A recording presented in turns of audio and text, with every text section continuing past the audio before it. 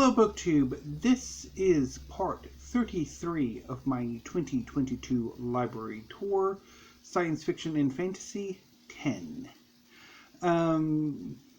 Today I'm going to be finishing off the third Science Fiction and Fantasy bookcase. This is the bookcase that my grandfather made about almost 30 years ago. It is the sibling to this bookcase here, although slightly fancier. This part of the book tour will continue to be all J's. So let's get going.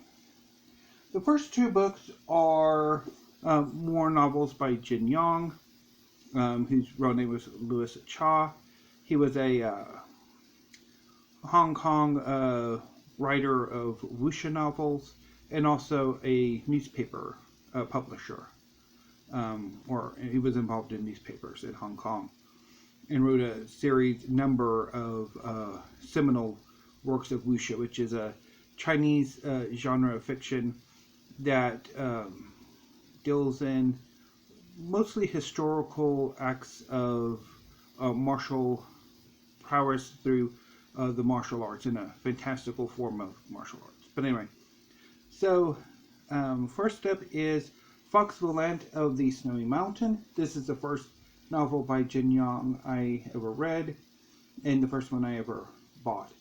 It is a rather unique novel of his. It's about a group of roguish martial heroes in pursuit of a treasure, who are forced by a powerful monk to help a local landowner whose home is conveniently up the mountain from where these rogues are fighting over a treasure, to help combat a young martial hero called Fox Volant. And so they go, and basically the bulk of the novel is the story of why this young man is attacking this particular house or mansion. And it's really fascinating. I quite enjoyed reading it, although it has been quite some time since I did read it. The last book by Jin Yong I have is The Book and the Sword. This novel is set in the China during the reign of the Qianlong Emperor, and in fact uses the story of the Qianlong Emperor being ethnically Han Chinese as its sort of point of departure. In this novel, martial heroes, patriots, learn that the Qianlong Emperor is actually ethnically Han Chinese rather than Manchu.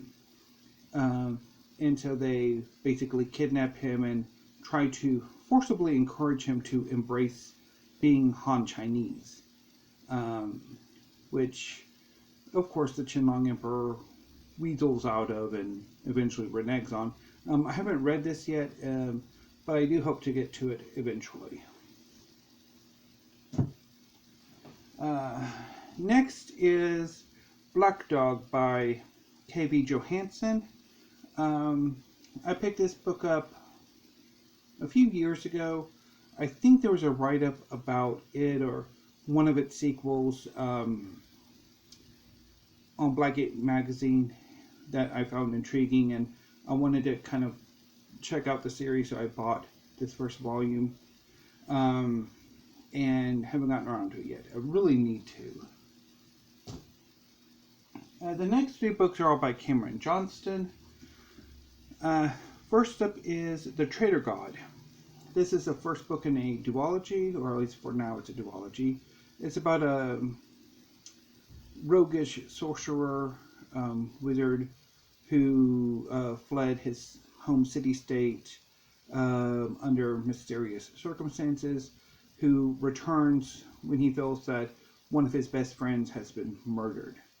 So he goes home to find out what happened to this friend, and to deal with all sorts of chaos that is plaguing the city since he's been gone. It's a phenomenal novel. I really enjoyed reading it.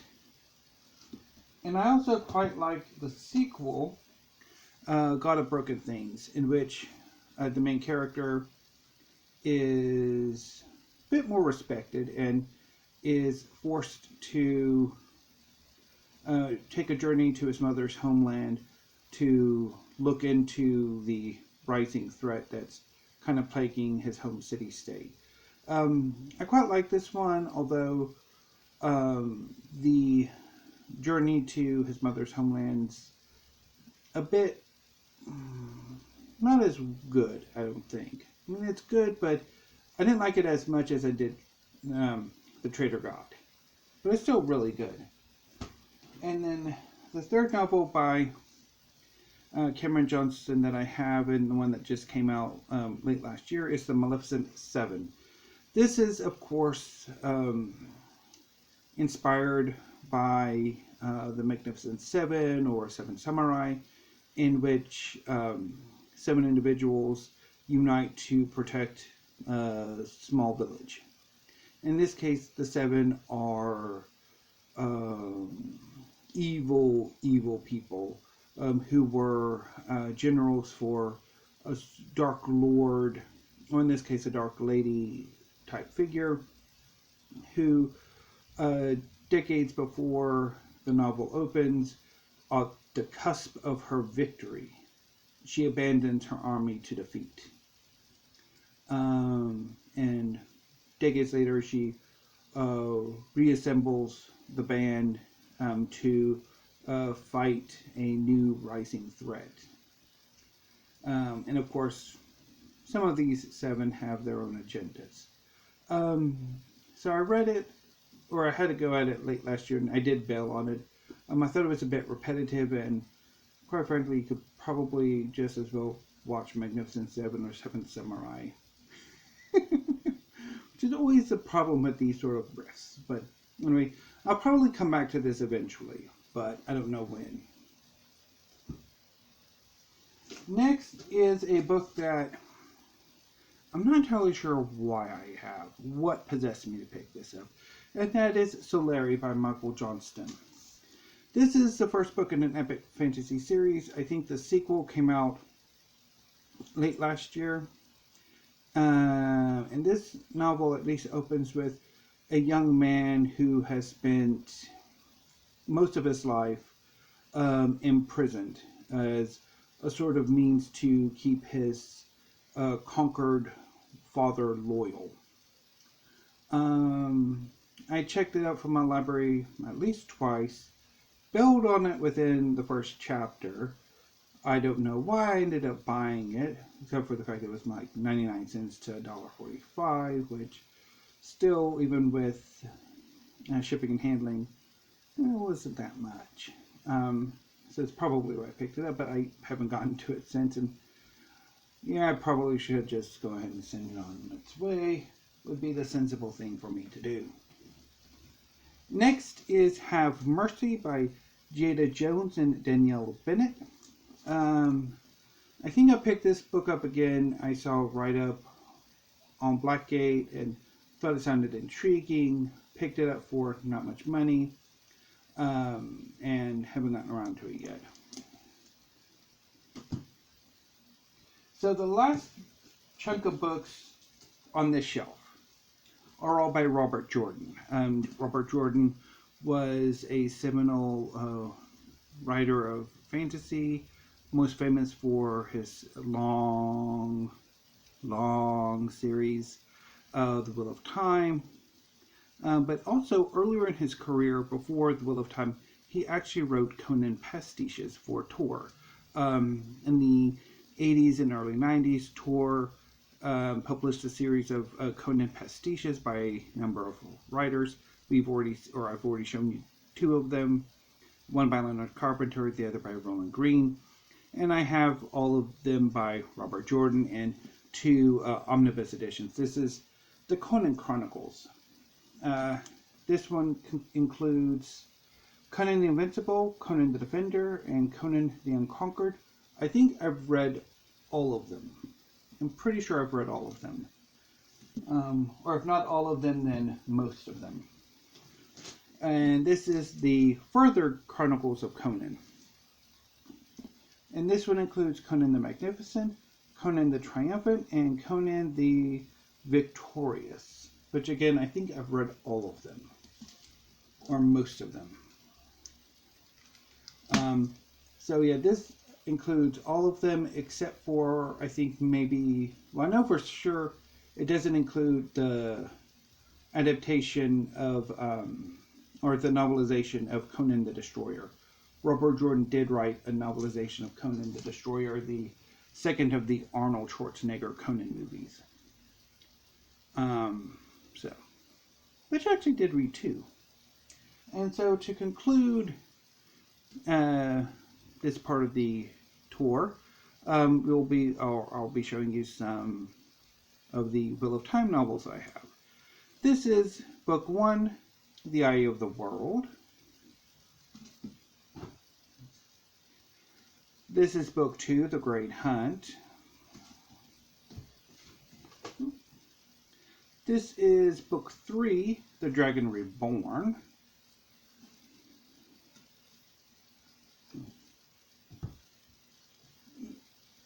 This is book 5, The Fires of Heaven.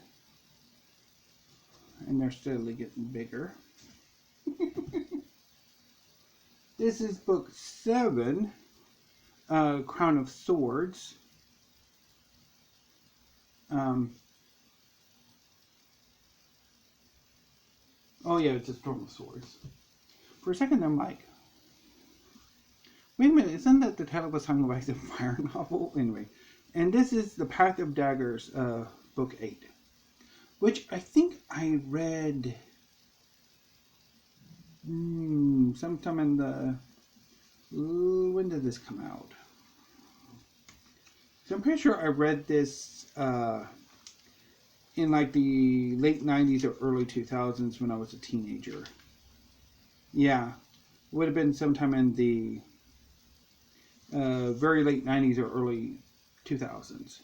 I had picked this up and read it and had absolutely no idea what was going on because this is the only Wheel of Time novel I've read.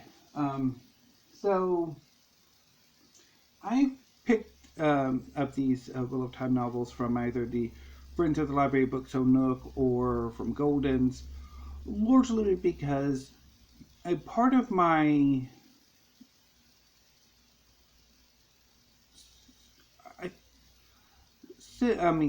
okay, so there's a part of me that wants to collect science fiction and fantasy.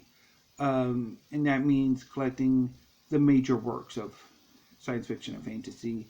And The Wheel of Time is a major work. It has made pretty much for the last 20 years, The Wheel of Time has been one of the most, or closer to 30 now, one of the big works of fantasy. It's really changed the genre. I mean, before The Wheel of Time, there were trilogies, yes, but not 14-book series, although you can also credit or blame Terry Brooks, who's and David Eddings, who also wrote an immense series of books. So anyway, so I haven't gotten around to reading The Wheel of Time proper yet. I really should, because I mean, I do have about 8 volumes of the series. I'll start the next part of the library tour, 34 and 11, with 2 more volumes of The Wheel of Time. So I really need to either get to it and see if I like it, or just get rid of it, or use it as the new book tower thing. But anyway, so that was part 33 and 10 of my 2022 library tour. I will be back tomorrow for part 34 and science fiction and fantasy 11, and then of course also weekly reads in the evening. So until then, BookTube, thank you, have a great afternoon, and stay safe.